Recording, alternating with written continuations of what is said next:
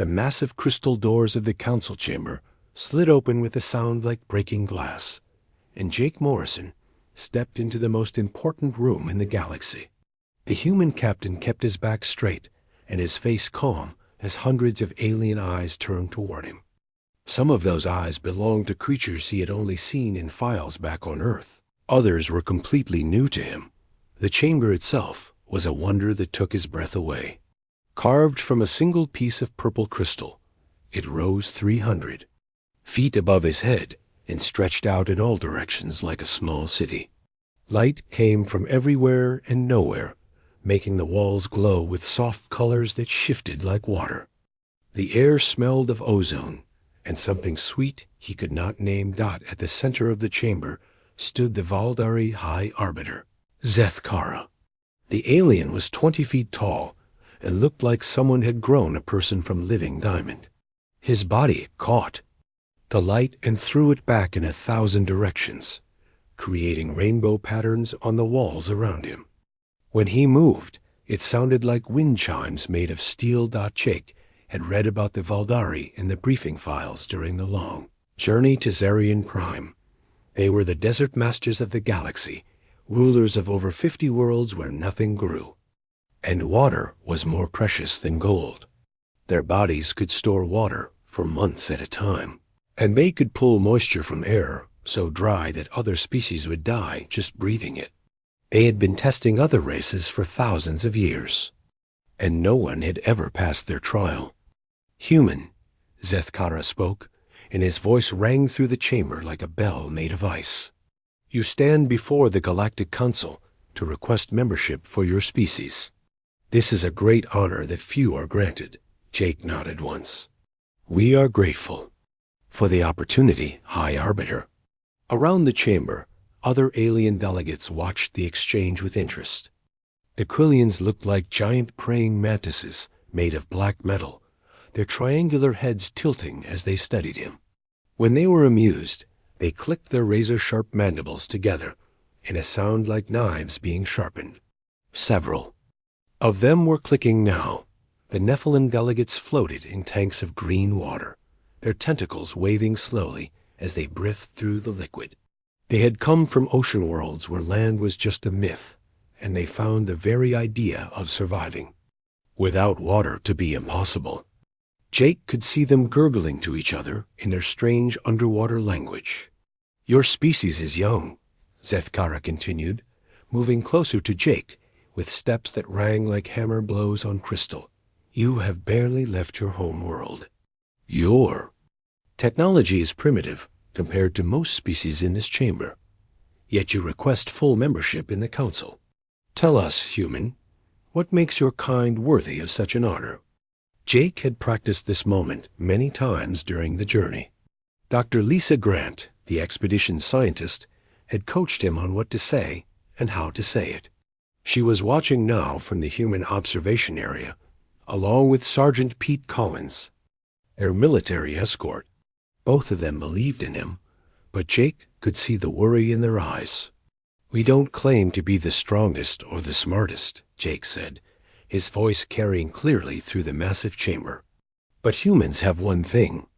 That might be useful to the council. We adapt. We survive. We find ways to live in places where others say life is impossible. The clicking from the Krillian section grew louder, and Jake could hear what sounded like laughter from several other alien groups. He kept his face neutral and waited. Zeth Kara raised one crystalline hand, and the chamber fell silent. Adaptation. Survival. These are interesting claims, human. Perhaps you would be willing to prove them. If that's what it takes for membership, yes. Excellent. The High Arbiter's body flared with internal light, casting new patterns on the walls. Then you will face the desert trial, as is our ancient custom. This trial has been given to 47 species over the past millennium. 47 have failed. Jake felt his heart start beating faster, but he kept his voice steady. What does the trial involve? Survival, Zeth Kara said simply. 7 solar cycles in the scorching wastes, the most hostile desert on this world. You will be given basic survival gear and transported to the center of the wasteland. If you survive, your species gains council membership. If you fail, the alien made a sound like wind through broken glass that Jake assumed was their version of a shrug. The scorching wastes cover 10,000 square kilometers, continued another Valdari from beside the High Arbiter. Surface temperatures reach 82 degrees Celsius during the day and drop to -40 at night. There are no water sources within 1,000 kilometers of the drop zone. The longest any species has survived is 73 hours. Jake looked around the chamber at the assembled aliens. Some looked interested, others bored, and a few seemed almost sad for him. The Krillians were clicking rapidly now, clearly excited by the prospect of watching him die slowly in the desert. The Valdari evolved on worlds like this, Seth Kara explained, his voice taking on what might have been pride. Our bodies are designed for extreme desert survival. We can store water for months and extract moisture from air with less than 1% humidity. This trial tests whether other species possess even a fraction of our capabilities. Dr. Grant had briefed Jake on this during the journey. The Valdari used the desert trial as both a test and a way to show off their superiority. They genuinely believed that no other species could match their desert mastery, and they used the trial to prove it. The fact that no one had ever passed only reinforced their belief that they were the galaxy's ultimate survivors. I accept the trial, Jake said without hesitation. The chamber erupted in a chaos of sounds. The Krillians clicked so rapidly, it sounded like a machine gun. The Nephilim gurgled excitedly in their tanks, and dozens of other species added their own voices to the mix. Through it all, Seth Kara stood perfectly still, watching Jake with what might have been curiosity. Very well, the High Arbiter said once the noise died down. You will be given 1 day to prepare. Your equipment will be limited to what we consider basic survival gear. No advanced technology, no weapons, no communication devices. You will have 1 shelter, 1 water container, basic tools, and standard food rations for 7 days. Jake nodded, understood. The trial begins at dawn tomorrow, Seth Kara announced to the chamber. All council members are welcome to observe. I suspect this will be ... educational. As Jake turned to leave, he caught sight of Dr. Grant and Sergeant Collins in the observation area. Lisa gave him a small nod of encouragement, while Pete raised his hand in a subtle thumbs up. They believed he could do this, even if no one else in the chamber did. Walking back through the crystal doors, Jake thought about the desert survival training he had received as a young soldier. He remembered the stories his grandfather had told him about surviving in the Mojave Desert during World War II, and the techniques he had learned from Aboriginal guides in Australia. The aliens saw this as an impossible test, but humans had been surviving in deserts for thousands of years. Tomorrow, he would show them what human adaptation really meant. The transport ship dropped Jake Morrison into hell at exactly dawn. The moment the cargo door opened, a wave of heat hit him like a physical blow, making his eyes water and his lungs burn with each breath. The desert stretched out in every direction, an endless sea of red sand and black rock that shimmered in the rising sun. Jake jumped from the ship's loading ramp and hit the ground running, knowing he had only seconds before the heat became unbearable. The transport lifted off immediately, leaving him alone in the vast wasteland with nothing but his basic survival kit and the clothes on his back. The silence was complete. No wind, no birds, no insects, nothing but the sound of his own breathing and heartbeat. The air was so dry, it seemed to suck moisture from his mouth and nose with every breath. Jake could already feel sweat beading on his forehead, and he knew that losing water through perspiration would kill him faster than anything else in this place. He looked around quickly, taking in the landscape. Red sand dunes rolled away to The north and south, some of them 50 feet high. To the east and west, jagged black rocks jutted up from the desert floor like broken teeth. The rocks looked volcanic, probably formed millions of years ago when this world was young. There was no sign of life anywhere, not even the smallest desert plant or the tracks of any animal. Jake pulled out his water container and took a small sip, just enough to wet his mouth.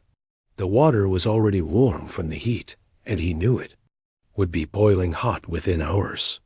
He had exactly 1 liter to start with, and according to his briefing, the average human needed at least 3 liters per day to survive in extreme heat. Simple math told him he would be dead in 2 days, unless he found more water or found a way to make what he had last longer. The first priority was shelter. Jake had learned desert survival from experts around the world, and they all agreed on one thing: in extreme heat, shade was more important than water. You could live for days without drinking, but hours in the direct sun would cook you from the inside out. He found a spot between 2 large rocks that would provide some protection from the wind and started digging. The sand was hot enough to burn his hands, but he kept working, using his small folding shovel to create a depression in the ground. Desert survival rule number 1: get below ground level where the sand was cooler and the air was more stable. While he dug, Jake could feel eyes watching him from orbit. The alien observers had their cameras and sensors trained on him, recording every move he made. The Valdari probably expected him to make some obvious mistake in the first few hours, something that would doom him before the real suffering began. He disappointed them. Jake worked efficiently, conserving energy and moving only when necessary. He knew that rushing around in panic would waste water through sweat and use up energy he would need later. Instead, he worked steadily, resting in the shade whenever possible and taking tiny sips of water only when his mouth became too dry to function. By mid-morning, the temperature had climbed to over 100 degrees, and Jake had his basic shelter in place. He stretched his emergency blanket between the rocks to create a roof, anchoring it with stones and sand. The reflective surface would bounce heat away during the day and help trap body heat during the freezing desert nights. Inside his shelter, the temperature was still brutally hot, but it was 20 degrees cooler than the open desert. Jake lay on his back and closed his eyes, forcing himself to rest while the sun climbed toward its peak. This was the hardest part of desert survival, doing nothing while your body screamed at you to take action. He thought about the aliens watching him from their comfortable observation ships. They probably had air conditioning and unlimited water while they waited for him to die. The Krillians were probably taking bets on how long he would last, while the Valdari congratulated themselves on designing an impossible test. What they did not understand was that impossible was just another word for difficult to humans. Jake's grandfather had survived 3 weeks in the Sahara Desert during World War, 2 with nothing but a broken compass and half a canteen of water. Australian Aborigines had lived in deserts like this for 50,000 years, passing down knowledge from generation to generation about how to find water in places where none seemed to exist. As the day grew hotter, Jake began preparing for the real work ahead. He carefully examined every piece of equipment in his kit, looking for ways to use each item for purposes the aliens had not intended. His mess kit could be turned into a solar still for distilling water. His emergency blanket could collect morning dew if positioned correctly. Even his bootlaces could be useful for setting traps or building tools. The temperature peaked in the early afternoon at over 120 degrees.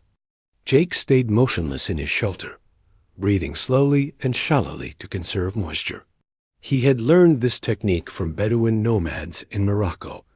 When the desert tried to kill you with heat, you became like a stone, waiting for the danger to pass. While he waited, Jake studied the landscape around his shelter. Desert survival was all about reading the signs that other people missed.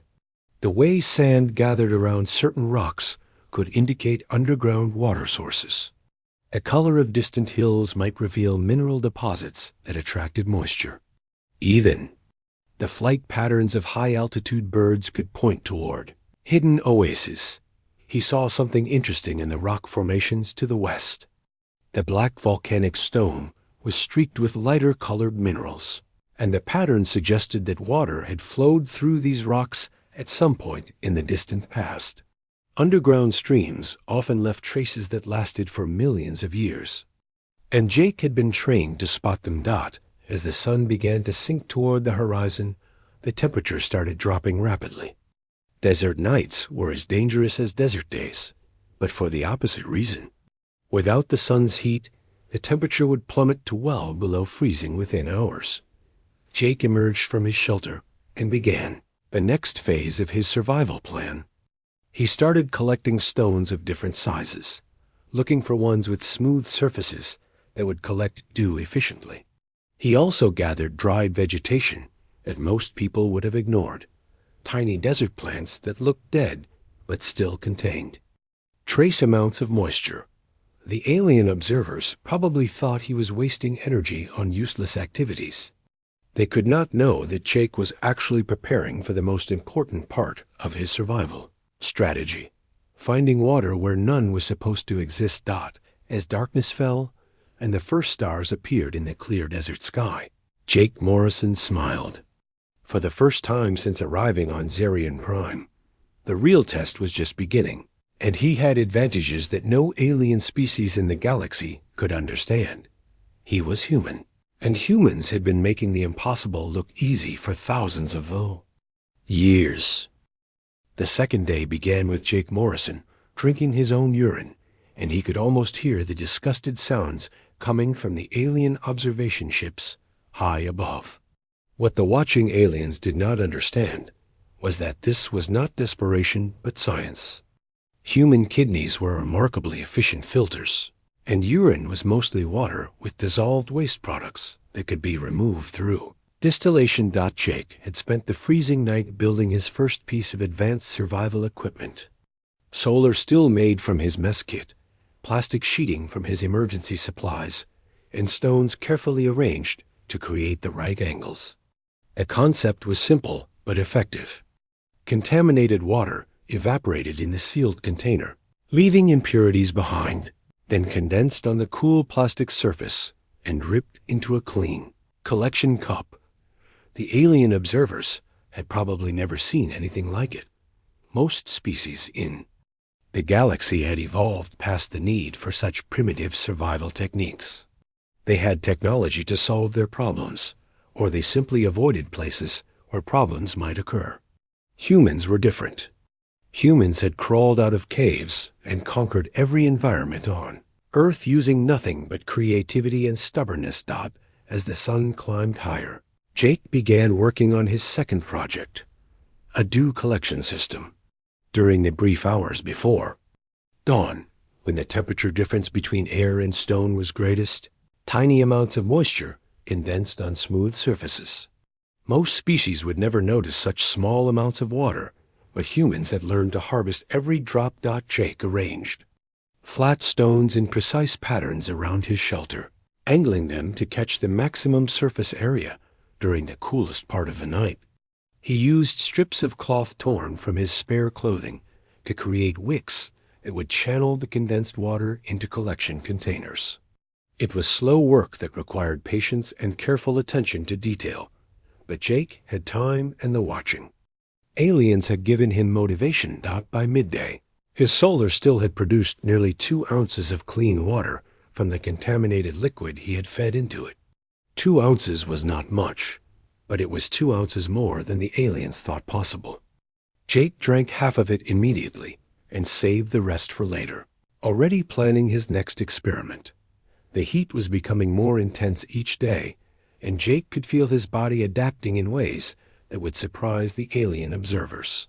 Human physiology was remarkably flexible compared to most species.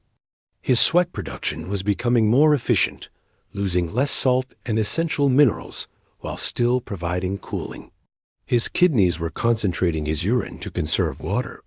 His blood volume was adjusting to prevent dangerous drops in the blood pressure. These were adaptations that had taken humans millions of years to develop, but they activated automatically when needed.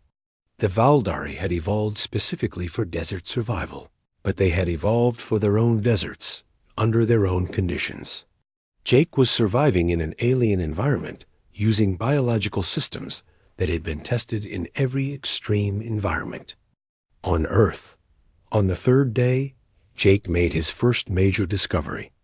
While exploring the area around his shelter during the cooler morning hours, he found something that made his heart race with excitement: signs of ancient water flow in the rock formations. The black volcanic stone showed clear evidence of mineral deposits left behind by flowing water, probably from thousands of years ago when this desert had a different climate. More importantly, Jake found tiny cracks in the rocks where trace amounts of moisture still collected. The water was not visible to casual observation, but if you knew what to look for and had the right tools, you could extract it. Jake used thin strips of cloth to whip the moisture out of the cracks, and wrung the cloth into his collection containers. It was tedious work that produced only a few drops at a time, but those drops were adding up. The alien observers were starting to pay closer attention. Jake could sense their cameras tracking his movements more carefully, recording everything. He did for later analysis. The Valdari delegation was probably puzzled by his continued activity when he should have been weakening from dehydration. Other species that had attempted the trial were usually delirious or unconscious by the third day. Jake was not just surviving. He was learning. Each day in the desert taught him new things about the environment and how to exploit its hidden resources. He discovered that certain types of rocks retained moisture longer than others. He learned which times of day provided the best conditions for water collection. He even found traces of plant life so small and well hidden that they were invisible, unless you knew exactly where to look. That evening, as the temperature dropped toward its nightly plunge below freezing, Jake took inventory of his situation. His original lighter of water was long gone, but he had replaced it with nearly 8 ounces of water collected from various sources. His food supplies were holding up well because the extreme conditions actually reduced his appetite. Most importantly, his shelter and equipment were improving every day as he learned new techniques and refined his methods. The night brought new challenges and new opportunities. Jake wrapped himself in his emergency blanket and settled into wait for the pre-dawn hours when dew formation would be at its peak. This was when his dew collection system would either prove itself or fail completely. He had spent 3 days building and refining it, and tonight would be the real test. While he waited, Jake thought about the alien observers and what they must be thinking. The Valdari had designed this trial to be impossible because they could not imagine any species surviving without their specialized biological advantages. The Krillians probably expected him to be dead already. The Nephilim, who lived in oceans, could not comprehend survival without abundant water. What none of them understood was that humans did not survive by being specialized. Humans survived by being adaptable. Every human alive was the descendant of ancestors who had faced impossible odds and found ways to overcome them. From the first humans who walked out of Africa into unknown lands, to the pioneers who crossed oceans and mountain ranges, to the explorers who reached the North and South Poles, humanity had always thrived by going places where others said life was impossible. As the first hint of dawn appeared on the horizon, Jake checked his dew collection system and found the most beautiful sight he had seen since arriving on Xerian Prime. Water. Not much, perhaps a quarter cup total, but it was clean and pure, and had been extracted from air so dry that alien instruments could barely detect any moisture at all. Jake drank half the water immediately and saved the rest for later in the day. As he watched the sun rise over the endless desert, he realized that he had passed the point where most species failed the trial. He was not just surviving anymore. He was proving that human ingenuity could triumph over any environment the galaxy could produce. The real demonstration was just beginning. The fourth day changed everything. Jake Morrison woke before dawn with a plan that would either save his life or prove to the watching aliens that humans truly were different from every other species in the galaxy. He had spent 3 days learning the desert's secrets, and now he was ready to build something that would make the impossible possible. Jake began by dismantling parts of his shelter, carefully removing metal components from his equipment kit. The watching aliens probably thought he was having a mental breakdown from dehydration stress. Many species that failed the trial spent their final days doing seemingly random activities as their minds collapsed from the extreme conditions.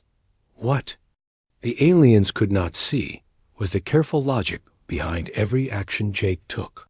He was building an atmospheric water generator using principles that humans had discovered centuries ago, but which no other species had ever needed to develop. The concept was simple. Use the extreme temperature difference between day and night to force moisture out of the air through condensation. Jake worked methodically through the morning, creating a series of metal chambers connected by improvised tubing made from his emergency supplies.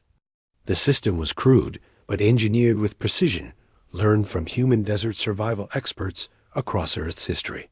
He combined knowledge from Mojave prospectors who had built similar devices during the California gold rush, Australian outback, survivors who had extracted water from morning air, and Saharan nomads who had used temperature differentials to find water for thousands of years.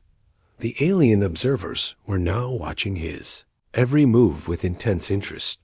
Their instruments were recording everything, trying to understand what the human was attempting to accomplish. The Valdari delegation had called emergency meetings to discuss Jake's unusual behavior. No previous species had shown such sustained creative activity after 3 days in the scorching wastes. High Arbiter Zethkara himself was now personally monitoring the trial from the primary observation ship. The crystalline being had overseen dozens of these trials over the centuries, and he had never seen anything like what Jake Morrison was doing. Most species either died quickly from the heat or spent their final days in increasingly desperate searches for non-existent water sources. Jake was doing something entirely different. He was creating technology in the middle of the galaxy's most hostile desert. Using nothing but basic survival equipment, a human was building a machine that violated everything the Valdari understood about environmental limitations. By midday, Jake's device was complete and ready for testing. The system looked like a collection of connected metal boxes and tubes that made no sense to observers who had never seen atmospheric water generation. Jake positioned the device carefully in a location that would receive maximum exposure to both the blazing daytime heat and the frigid nighttime cold. The first test came as the afternoon temperature soared past 130 degrees. Jake's machine began working exactly as designed, using the superheated air to drive moisture through the condensation chambers. The process was slow and required constant adjustment, but Jake could see tiny droplets of water beginning to form in the collection reservoir. The alien observers were stunned into silence. Their advanced sensors confirmed what their eyes were telling them. The human was extracting water from air that registered less than 2% humidity on their instruments. This should have been impossible with primitive technology, yet it was happening before their eyes. As evening approached, Jake made his first major harvest from the atmospheric water generator. The device had produced nearly 4 ounces of pure water during its initial test run. Jake drank 2 ounces immediately and used the remaining water to clean the sand and sweat from his face and hands. The symbolic message was clear. He was not merely surviving anymore. He was thriving. But night brought the real test of Jake's engineering. As the temperature plummeted toward its usual -40 degrees, The condensation chambers began working at peak efficiency. The extreme cold caused water vapor to condense rapidly on the metal surfaces, while the residual heat from the day kept the collection system flowing smoothly.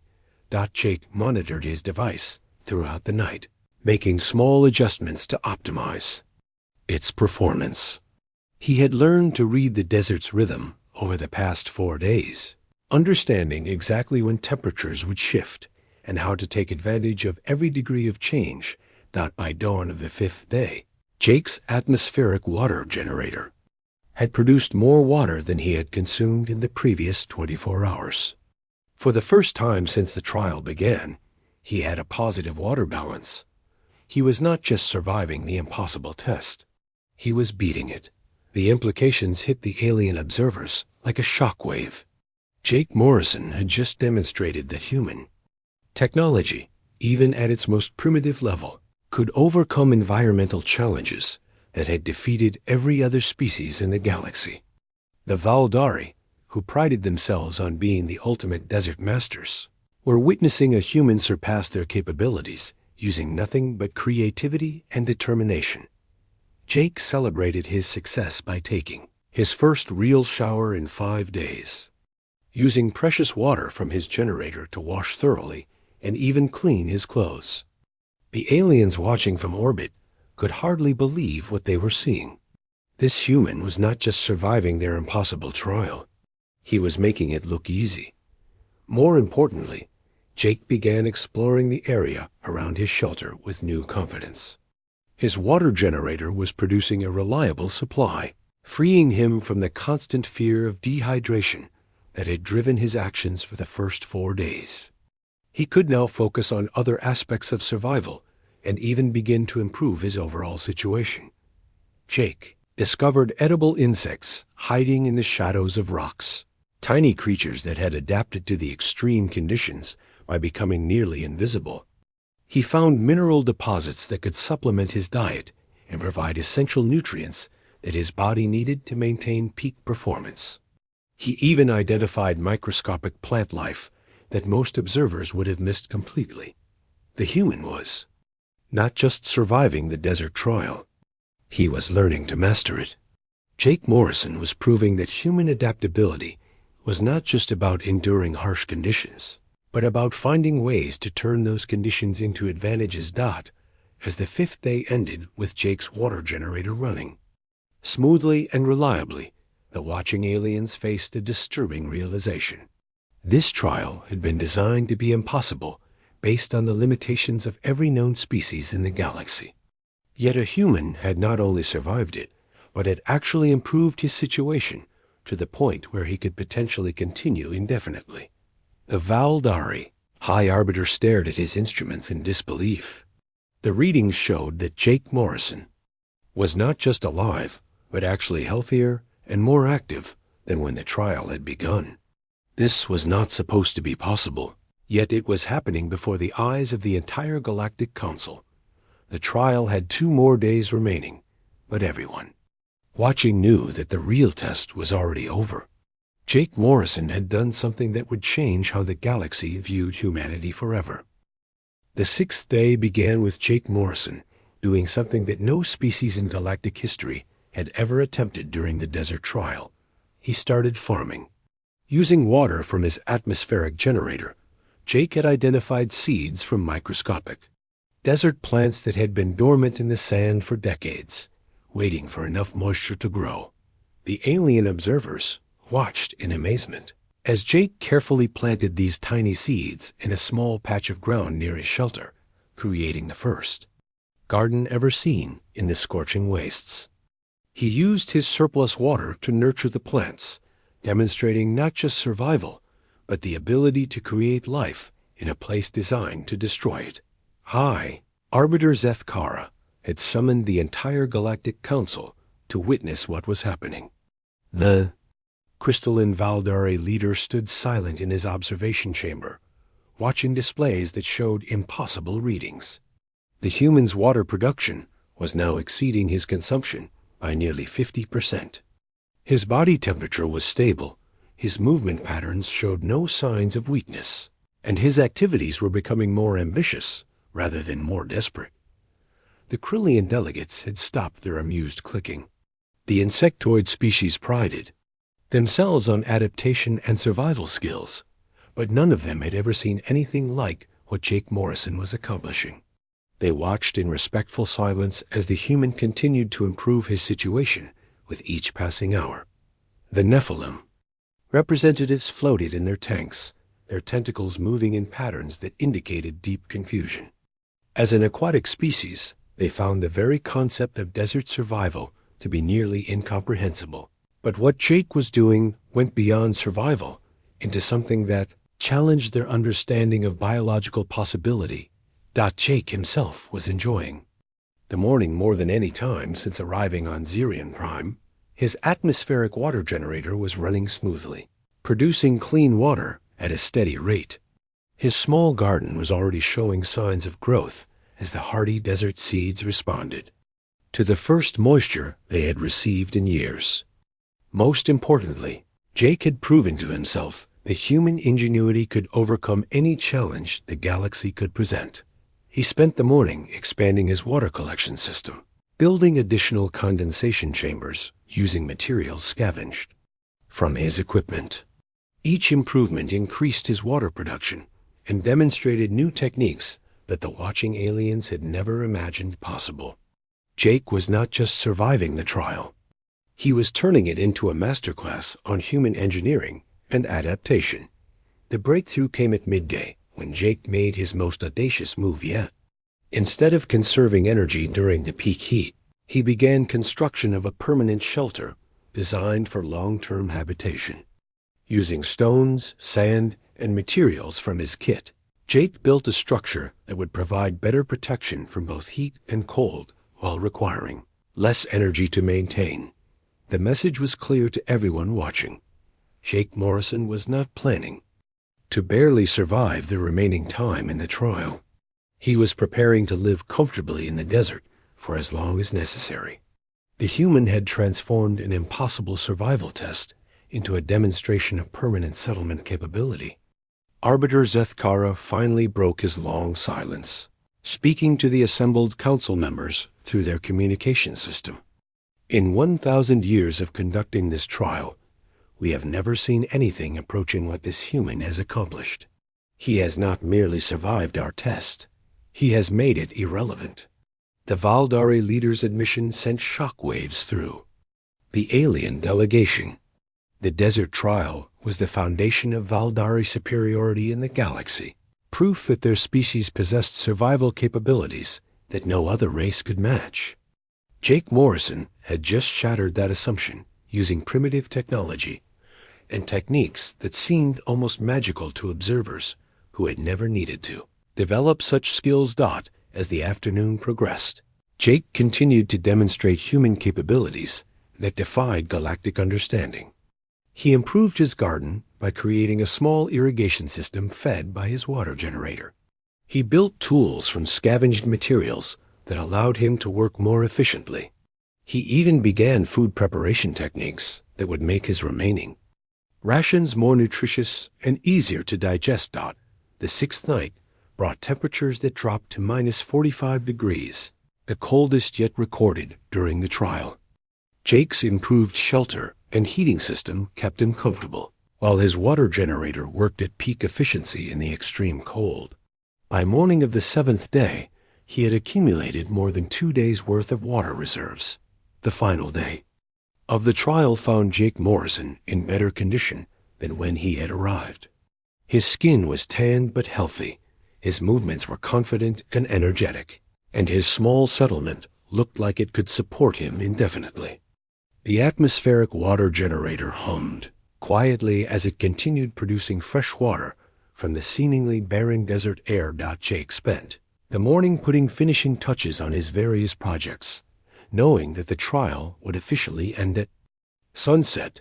He harvested vegetables from his garden, demonstrating that he had not only survived, but had actually created a sustainable food source.